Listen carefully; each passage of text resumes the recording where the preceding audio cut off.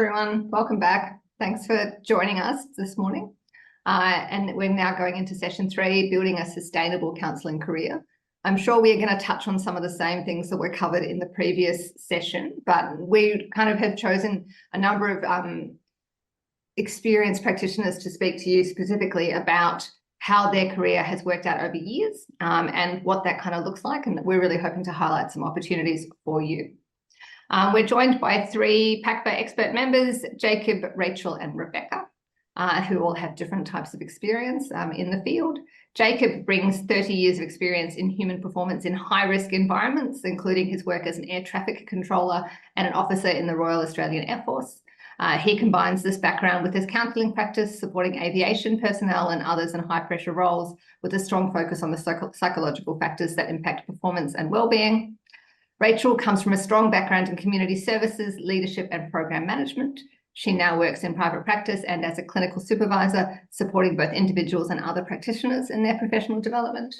And Rebecca has over a decade of experience across employee assistance programs, community services and corrections, including working in remote settings. She is currently supporting both clients and staff in complex environments, particularly within the corrections space. So I'm going to start by asking you all just to talk a little bit about your journey and what you think in relation to this topic that I haven't covered in your bio. And then we're going to go into kind of some general questions. Jacob, would you mind starting us off? Thank you for that introduction, Joanna. Hi, everyone. As you said, I come from an aviation background, which is quite different, very right-brain or very factual, very black and white. And then I decided to join the counselling fraternity. My initial degree was in human factors, aviation degree. About 7 of my subjects or 8 of my subjects were psychology based, and that's where the love originally came from. I then developed into an accident investigator, looking at the human factor behind aircraft accidents and then also incidents with air traffic controllers, pilots and firefighters. So that's where the love originally came from. And then obviously during COVID, there was a bit of a pause in aviation, and I decided to study my counselling master's, which I finished in 2023. Initially, I thought that this will be a complete pivot for me, going into a complete different environment, counselling. And the more I think I pushed away from it, and initially it was because my the 2 places that I found for my practical part were in a school and then also a non-for-profit, which was family orientated. I then opened a private practice, which was family counselling orientated. And the more I think I pushed away from aviation, the more it dragged me back in. I met a very influential person, Captain Laurie Shaw, a pilot, used to fly for Qantas Flight for PG Air.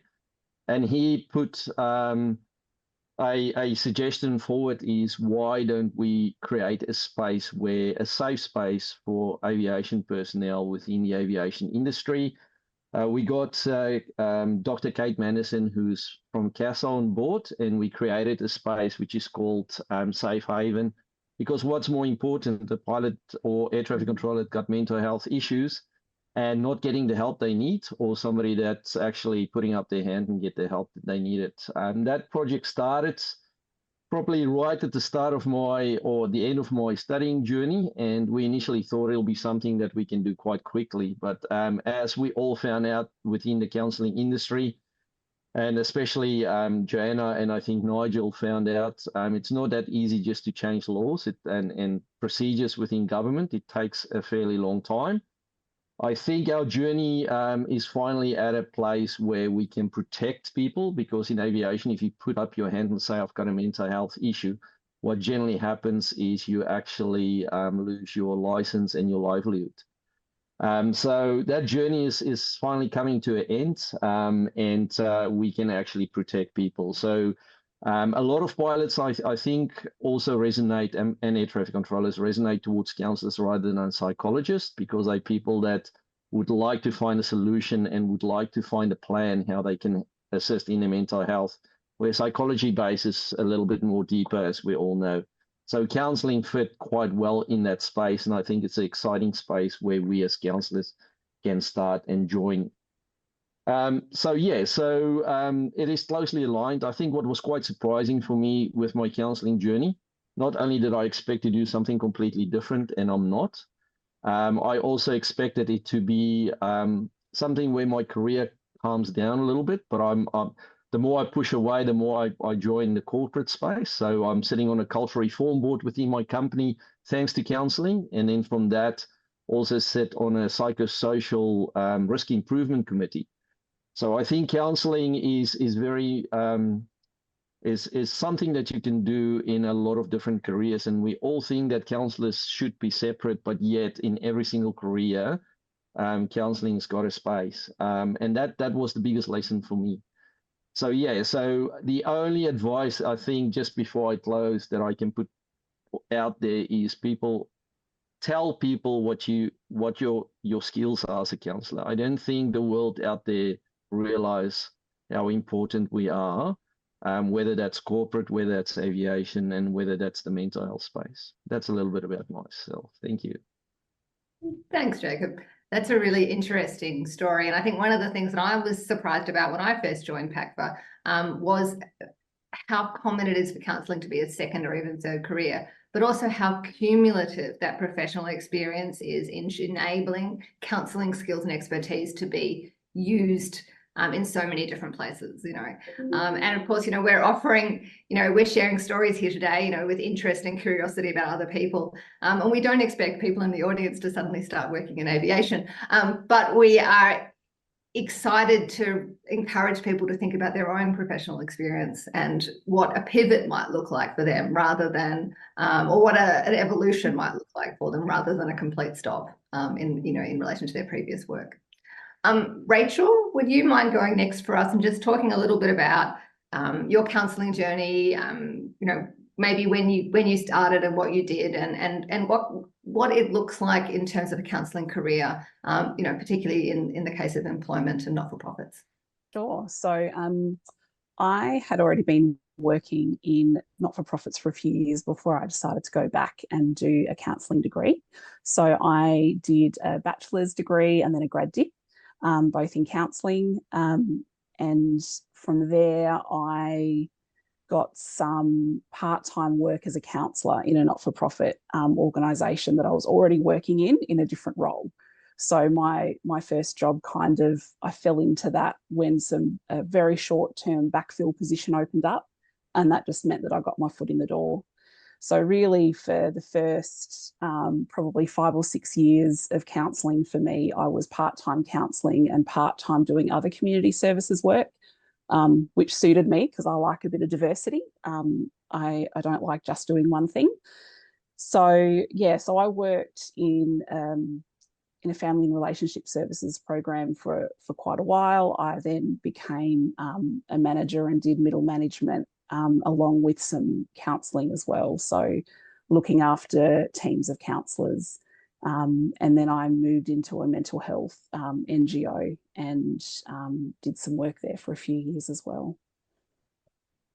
I think probably one of the biggest things I think about working in a not-for-profit and in organisational settings is really understanding that whilst the counselling is your job, it's only one part of your job. And so it's really about being open to a whole lot of different learning that will enrich your practice. The more that you learn about different issues, about different communities, about different experiences, about different systemic issues, that all enriches your counselling and really adds to your skill set in that environment. I think that's probably enough from me for now. I'm sure I'll have lots to say later on.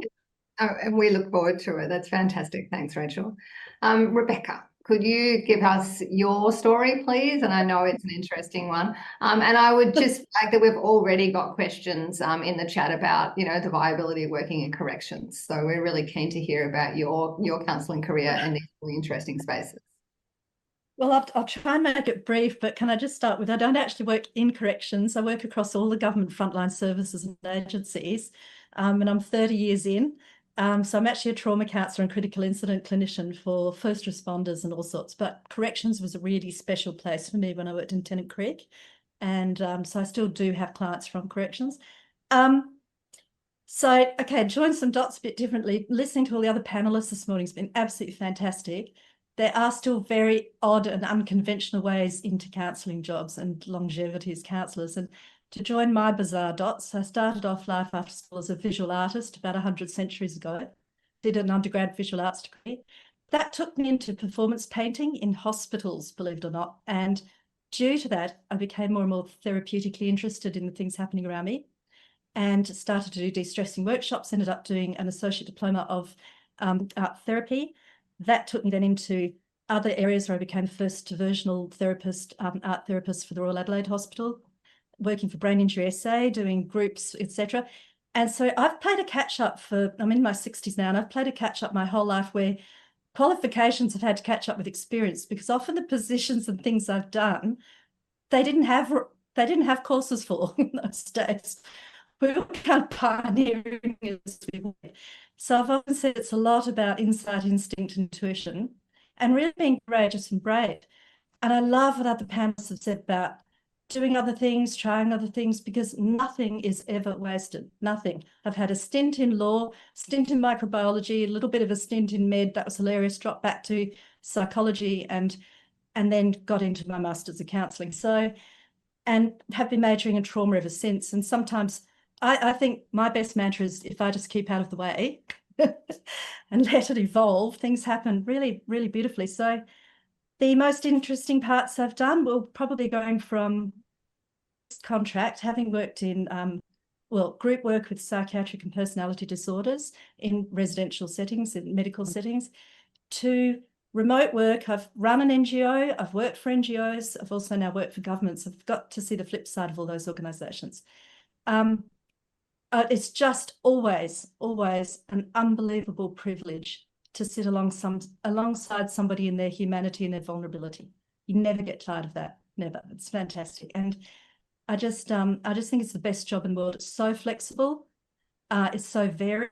I would also say, learn another language if you can. Honestly, nothing is wasted. Every hobby, every interest, you will find down the track clients, you will find connection with clients through who you are. Because it's not so much the roles we're assigned, we are the job. It's so relational that you are the job, your personality, your instincts, who you are, what you bring to a client with you, what you bring to a critical setting with you. It's your sense of humour, that's huge, that's everything. Also incredibly, the ability, look, I'll just go back, so I'm a bit caffeinated at the moment. I liked what originally that you saw with Daniel saying that he's unstoppable. My personal label is I'm unshockable.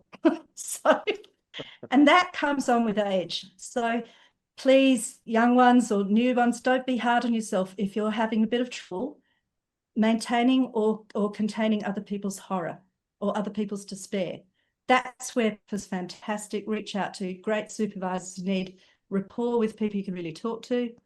And yes, I really like what somebody else said about doing, 9 to 5, and this is often not possible, especially if you're in quite intense trauma or forensics or quite close to critical incidents. You really need to balance it with as much time off as you can in between.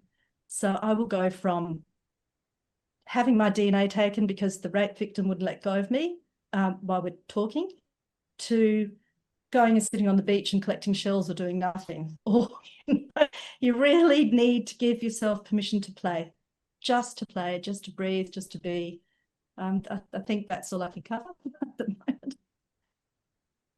Thanks, Rebecca.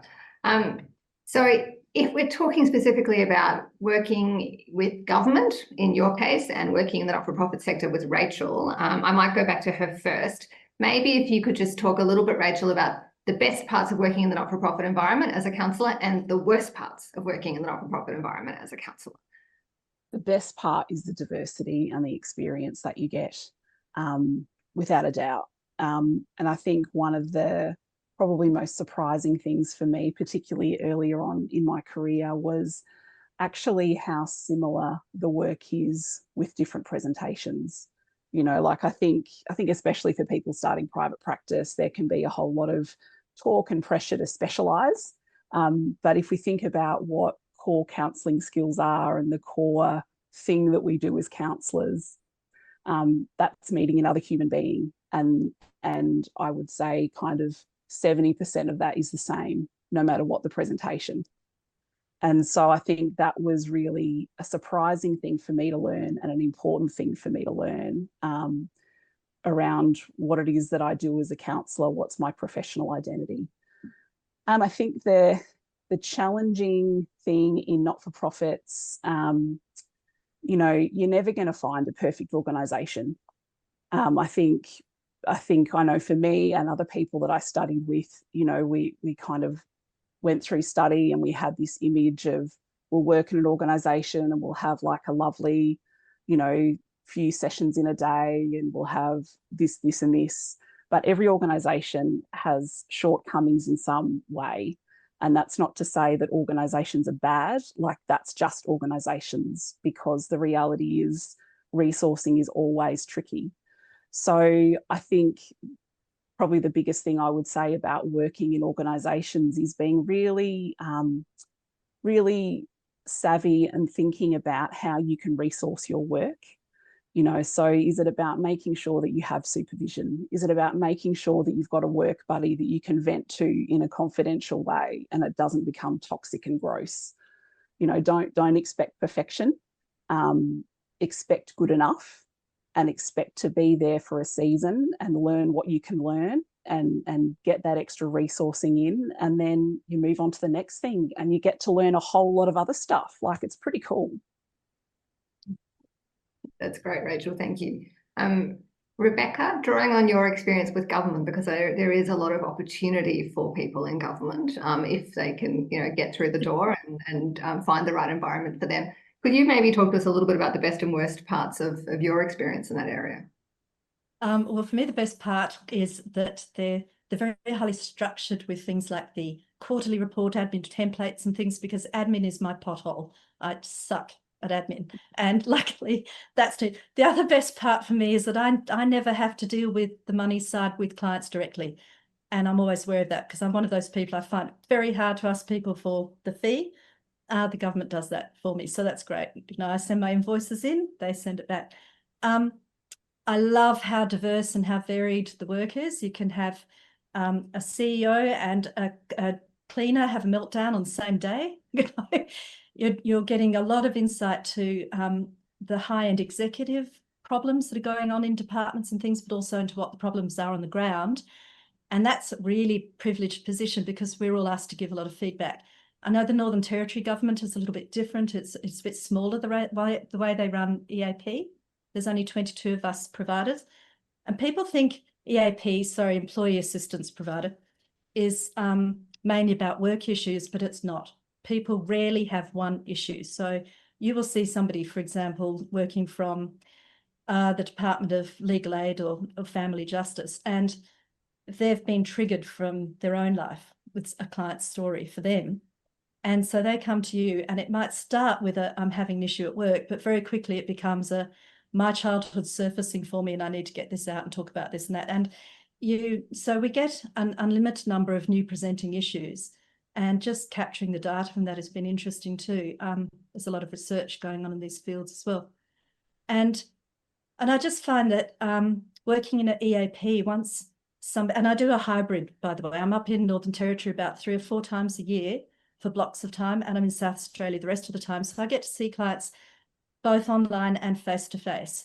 And I think it's really important for counsellors to keep that up. I think if you're doing only online, you can become a bit detached somehow, especially to somatic readings and your interoception and your neuroception, that you need to stay really connected to humanity.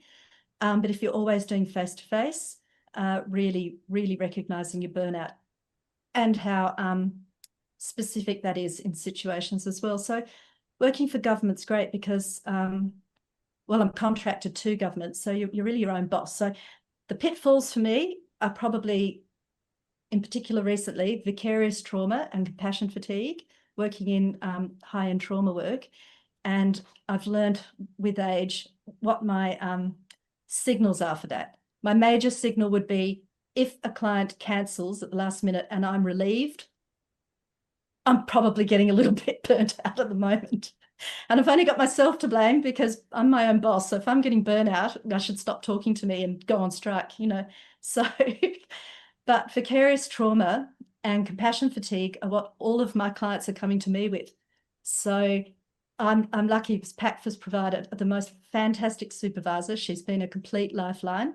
Supervision's not just about ticking off hours and boxes. It's actually a really great sanity pond. It's really important that you can have absolute rapport. You can say the things to your supervisor that you can't say to friends and family because you don't want to traumatize them or hand it on. And you can actually just let rip and say what you're really thinking, no matter how politically incorrect, etc. Because we all go through big times in this field. You will go through times like Lulu was saying, where she'd have a really crazy session and just want to scream on someone. Well, PACFA's great for that. And the PACFA editorial, the magazine, has been really helpful while I've been off and remote too. I was one of the world's first trauma counsellors on a ship for 2,000 crew, and I absolutely devoured the PACFA editorials, and all the articles kept me sort of connected and gave me another window while I was away too. So yeah, that's Yeah, that's fantastic. Thanks, Rebecca. And we have had some questions in there about the importance of self-reflective practices and the role of supervisors. And we are going to talk about that a little bit later this afternoon as well. And, you know, I'm sure it'll kind of keep coming up. Jacob, I'm just thinking about your work on a day-to-day basis. And I know that you move from aviation to family. I think you do a bit of play therapy as well. Like, can you talk to me about that diversity and that multifaceted kind of planning and management of your work and how that feels, even just on an average day? I think, Joanna, the most important thing is flexibility. And I don't think it's just in the world that I work. I think it's counsellors in general. So for me, I think counselling is my hard place. Aviation is a little bit different, where it's two different worlds, although it's very similar. I feel that after a day of counselling, I'm recharged. I know a lot of people say they feel depleted. For me, it's almost like it's going the other way.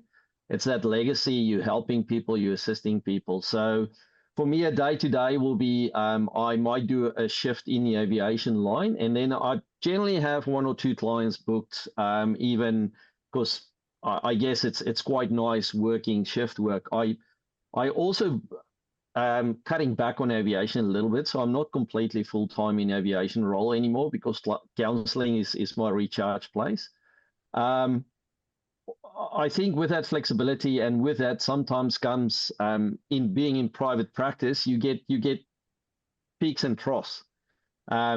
Areas where you've got 10 or 20 clients and you have to tell clients that you can't see people, and then other times where you go like, I wish somebody will just call me and come and see me. So that's pretty much a day-to-day thing. So aviation wise, there's a lot of work in the AP. There's a lot of again, like Rebecca say, the working environment, also peer support role. So I do a peer support role in my aviation role. So I would generally do a shift. Somebody will, we've got a WhatsApp group and they'll say somebody requires peer support. But because of my counseling background, I may take on some more extreme cases. And then that peer role sometimes, although it's two different roles, can go into a counseling role if it's quite serious and there's more assistance needed. Yeah, so that's me in a nutshell. So two different roles, and I generally try and because I do shift work, I will have a day break between aviation and counseling. Like I need to recharge, like Rebecca say, and then I will do 1 or 2 days of counseling, and then I ensure that I've got another day break to go back into the aviation. But yeah, sometimes that roles are a little bit grey, and you don't get the day cut off completely. Yeah, so that's how I do it. I try and get a day break. Thanks, Jacob. Rebecca, we're getting a lot of questions in the chat about EAP, about working with EAP services, about eligibility. Now, EAP providers are all different companies offering different services with different recruitment requirements. I don't think all of them do actually require people to be a registered clinical counsellor. I think some of them will bring in certified practicing counsellors. Do you have any advice for people who are thinking, oh, that's an area of work that maybe I should look at? I do. Maintain your integrity is a big one. I think for new starting out counsellors, some of those very big, what we call the Bunnings of the healthcare world, they're huge telehealth providers that are online. It can be an interesting way for you to learn the system, but it's not a very great way to really hone your skills as a counsellor. You won't see the same person twice. You're in a taxi rank. There are many people lined up. And I was quite surprised. I did a very short stint with a big company, and the colleagues in my group, a lot of them had done social work, and some had only done 1 semester of counselling, and they were being put into post-vention suicide groups and things, and they were out of their depth. And so this is why the Northern Territory government's taken the stance that they won't use any EAP providers that don't have a direct connection to the territory, understand the work there and the complexity there. So my advice for being part of EAP and seeing the difference in it all, you have sole providers like me. For example, on the 22 list in the territory, there might be some huge companies, but they have to have a certain number of employees that actually live and are connected to the Northern Territory to be on that contract. And then there are 2 of us who are sole providers on that contract list, both Rebecca's, just to confuse them, which is kind of fun. And all the others are varying size groups. They might be based in Alice Springs, or they might be a fly-in, fly-out mob, or they might be specific to women's sexual services. There could be, so there are specialist ones as well. I'm one of the trauma ones. So yeah, EAP is a great way to learn, I think, to learn the full complexity of people's issues, because they'll come with one thing and it will very quickly snowball to another. And I would add to that too, pacing yourself, just like Jacob said, is so true. I make sure if I've got a new client, that I'll only have 1 new client a day. I'm okay to see maybe 2 other existing clients, because by that time they've calmed their farm enough, you're in the flow, there are things happening for them, we're in a state where we've gathered enough information and we've got rapport. But with a new client, it can be really quite intense right at the beginning. So it's really also getting a good understanding of the work that's coming in, and as it's coming in, is pacing yourself around that too. So yeah, and EAP is a growing area. I'd just say maintain your integrity, really check out the little company, and make sure that they care about their clients more than they care about dollars. And Thanks, Rebecca. I mean, I think PACFA certainly are aware that there is a lot of inconsistency in the organisation and provision of EAP services, and sadly we can't check and attest for EAPs. We're not an accreditation service for EAPs, although they do have their own membership body, which is an interesting thing to think about and to have a look at. And they're, I think advice that I would offer for people is, if you start having difficulty getting paid, stop working for them. We've had people who have had significant problems with large amounts of money owing, and that really should never happen. So, just like an employer in any business, if you don't feel that you're being treated respectfully and appropriately, then that's, a serious matter. I think more to the point too, if you feel that they're not treating clients respectfully and appropriately, and they're saying you must see somebody. I know people who are working in other EAP firms who are told you must see somebody every 45 minutes exactly, and then this and that, and they're charging a fortune per phone call, even if the person doesn't answer. There's a lot of integrity missing from some of these really big corporations. So that is being looked into, and I'm really proud to say that the Northern Territory government is the first state government to now say that they're provided about that, because we've gone in hard and talked to them a lot about the integrity of PACFA and what that really means for the support that their providers have. So that was really good. No, thank you. Thank you for all your work on that, Rebecca. We do really appreciate it. Rachel, I'm pretty sure that you've got some relevant experience in this area, but also we've got a question there at the top of the chat with reflecting on my comment where I said it doesn't cut it to just search for titles that are job titles that are called counsellors on Seek. And, you know, I think, you know, could you perhaps have a reflection on what other types of language or ideas or words people might want to be thinking about to make sure they are picking up all the possible job opportunities for them? Yeah, sure. So I guess, you know, particularly when you're getting kind of your first roles and you're kind of getting started, it is important, I think, to be fairly open to some slightly diverse roles. So things like there are a lot of roles that have a mix of perhaps counselling with an element of advocacy or casework. There are roles there that might be, like in the NDIS system at the moment, lots of psychosocial coaching. So that's not counselling straight up, but that's really great experience in terms of coming alongside people and getting some really good experience for your CV. So yeah, I generally kind of see, when I've gone through seasons of kind of keeping an eye on Seek, I usually look fairly broadly, like of what's in community services or what's in, you know, the psychology, counselling, social work section. So, you know, it takes a bit of time, but if you're willing to invest a bit of time to really get your head around what's out there in different roles, quick enough, you'll start to pick up, I guess, different opportunities.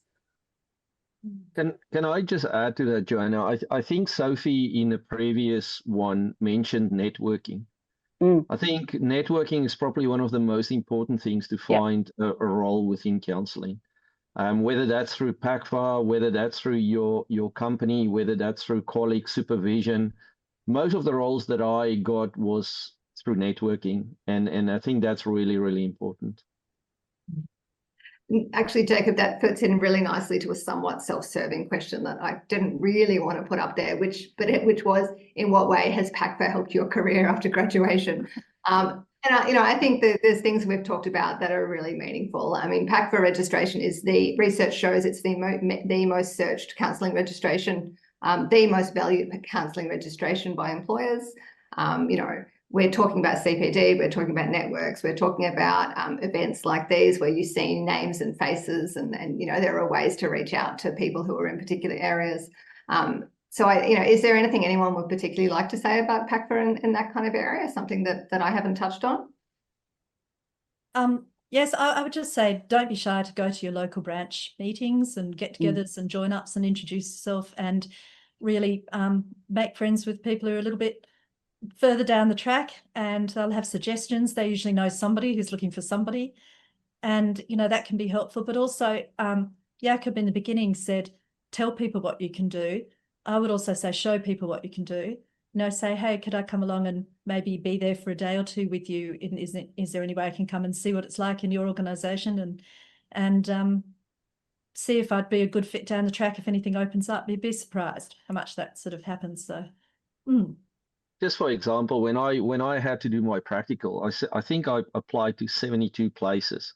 Wow. And I got a no every single time because I studied in Victoria and I'm in WA for the practical, and generally those positions are kept aside for local universities. But all it took is one place to take me in, and then through networking, all of a sudden 4 or 5 roles open up. And I think that's not just applying for practical. I think that's a counselling. It's just how counselling works in general. And what you say, Rebecca, is so true. I'm part of the leadership group in WA, and it's such a wonderful thing. Go and join their meetings. Go and network there, because that's where you find roles. That's where you talk to people, and they might have a client that suits your niche, and they might refer the client on to you. So that's really important, and I think PACFA is really, really good in doing that. And so well done on PACFA, well done on Joanna and Nige and everybody else working for PACFA, because that's a really good place. And I find that's where most of my clients come from, and word of mouth then subsequent from that. Thanks. I think someone has put one of the big questions up there, and I'm going to throw it to Rachel, but I would welcome thoughts from other people as well, which is just the challenge of getting clients referred to you when there is a Medicare rebate for psychologists and for counsellors. And maybe if we could have a couple of people just to finish up, because we're not quite finishing up, but finishing up soon, just to talk about how they talk that through with their clients, what that kind of messaging looks like, because I think that's something a lot of people struggle with when they're first out the gate. Rachel? Oh, hugely. Of course, it's a challenge, and it can be really demoralizing too. And I think that's really important to acknowledge. And you know, I won't talk about it at length, but I think it's an important thing to acknowledge in our self-care as counsellors, our professional identity. And it's very easy to feel hooked into or battered by narratives in our systems that we're not as good. But that's just a story. It's just a story. It's just an opinion by people who don't know what they don't know, right? The way that I approach it is, I mean, I'm just upfront about it, but I'm also very clear that not being part of that rebate scheme means that I'm not working within a certain system. You know, to actually get the Medicare rebates means that you're going through a medical system where there's a diagnosis, there's a whatever else, and so working with me means that you're not working within that system if needed. For some clients, I absolutely liaise with their GPs if that's needed for their case. And for many clients, they're actually really happy to chat to someone who doesn't work in that system. Really, ultimately, especially in private practice, the thing that will build you is word of mouth. You know, that's what builds your practice, you know. So I get that it's hard, and all we can do is be honest and upfront about that, and also just trust that what we have to offer is so much more than just rebates. You know, what's needed is so much more than just rebates. I think from my side, the way that I normally sell it is, if there's a Medicare rebate, the cost is normally quite exuberant for the people to pay even after the Medicare rebate. So I try and always introduce that my price is probably what you would pay after the Medicare rebate if you go and see somebody that is part of Medicare. And I think, Rachel, you touch on a very important point, especially in aviation. If you go through Medicare, there's a compulsory reporting system where if they go outside of Medicare and go and see counsellors as aviation personnel, or I assume a lot of other roles where there's a bit of stigma around the mental health, we don't have to report. And I think explain how important confidentiality is, and how much emphasis there are on confidentiality within the counselling space. A lot of the time, people will come and see me rather than go and see a psychologist through a Medicare system or even a medical doctor because of that compulsory reporting system for aviation. Yeah, I totally agree with you, Jacob. When you said about keeping your clients safe, I can bring a real life right now thing that's happening, which is the PACFA NTS, that's the Police, Fire and Emergency Services in Northern Territory, and Rescue. They are in the moment transitioning. Some of them have an internal EAP system which requires psychologists just to do assessments. I've had to explain so many times that we are a different discipline. And when I'm requesting more or additional sessions for a client, say a fireman, and I get these forms sent to me saying, you need to fill out this and this and this, and we need to have a meeting, and I need to know what's wrong with him, and da-da-da-da-da. And I say, no. And that's where we clam up. And I go, different discipline, sorry, that's not ethical. And they say, well, how do you know you're making progress? I say, he's still employed. And, you know, this sort of thing. And just trying to train, I think, Rachel, I wonder if you've come across this too, but in many organisations, there's still a bit nebulous about the exact role of counsellors and the role of psychologists. And I'm finding more and more, especially in the hospitals, psychologists are there to do assessments and labelling. I've actually been asked straight by a psychologist, we need your notes because this person might do a work cover claim down the track. And I say, that's exactly why I'm not giving you my notes. Yeah, Because that's none of your business. And I have it in my head all the time when I do my notes. What would the coroner ask? It's not what the psychologist ask. It's not what would the insurance mob ask. It's what would the coroner ask. And you've got to protect your clients above all else. And it's been So we're really an exciting time with transition about that too, because they're now realizing that we're very cost effective and we are plentiful and we are therapeutic. And I'm always saying we are therapeutic. We will help them through to thrive. We are not psychologists who are experts who tell them what is wrong with them. We know they are the expert in what is wrong with them. We help walk alongside them and find their strengths and find their well-being again. And we're starting to see a shift in that, which is really good. Yeah. So I think like definitely being clear with people about what you offer as being different to psychology as well. But just as well in terms of, you know, kind of beating our own drum. I mean, I've chatted to a number of psychologists who are like provisional psychologists or clinical psychologists who are jealous at the training that I got, who are actually jealous at the level of training I got in therapeutic work, because that's what we do. We do the therapy and we are equipped to do that.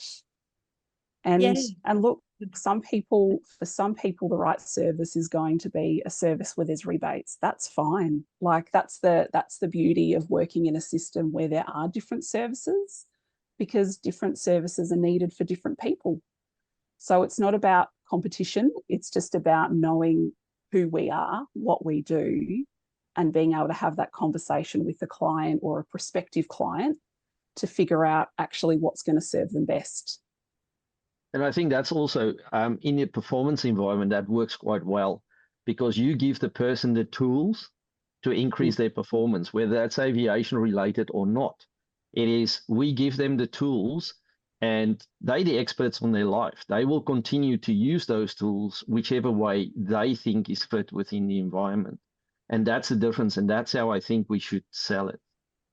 I've actually worked with two fantastic psychiatrists remotely, off in a remote Aboriginal health organisation. One was a fly in, fly out guy who went and studied counselling on top of his psychiatry. And he was absolutely brilliant to work with because he really understood the space. I've come across a few of those now. That's a big shift. Yeah, that's very interesting, because in our last meeting in WA, we had a similar psychiatrist that came from the UK and didn't do the exams and then qualified as a counsellor. And she said she wished she had the tools then that she learned now. Yes, because they're pulling away from just medicate, and it's a good shift that we see happen. So, look, I think this has just been such a wonderful conversation, and I'm getting the wind up. So it is time for us to wrap up and to get ready to break for lunch. But thank you so much, Jacob, Rebecca, and Rachel. I think you've really shown just the depth and expertise of counselling and the opportunity. And I'm feeling really excited. And, you know, I'm lucky enough to get excited about my work most days, but I hope that the people out there are getting that great sense of optimism about their future careers. Now we are going to have a break for lunch, and so we'll be back a little bit later. I do want to encourage people who are thinking about, you know, what's next for them, to have a look during the lunch break at the PACFA booth and the insurance.com booth. Both of them have real live people at the end of the chat who can take your questions and come back to you with, you know, tailored, relevant information about how you would join PACFA or, you know, organising a quote for insurance. So we've aimed to make those services really useful for you today.